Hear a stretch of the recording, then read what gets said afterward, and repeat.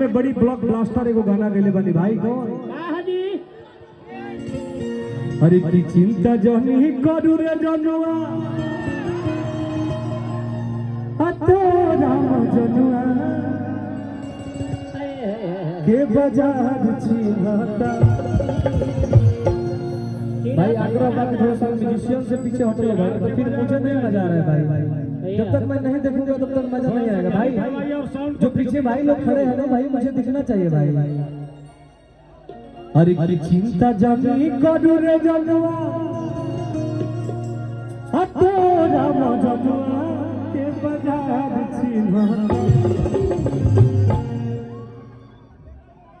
अरे तलहना फिरिए में दे दी दुकानदार चिन्हता भाई क्या गाना है भाई क्या है जी अरे की अरू गैरू न बुझी हो आया जिले न धइला से पुलिस के गाड़ी हम हई करे जाहो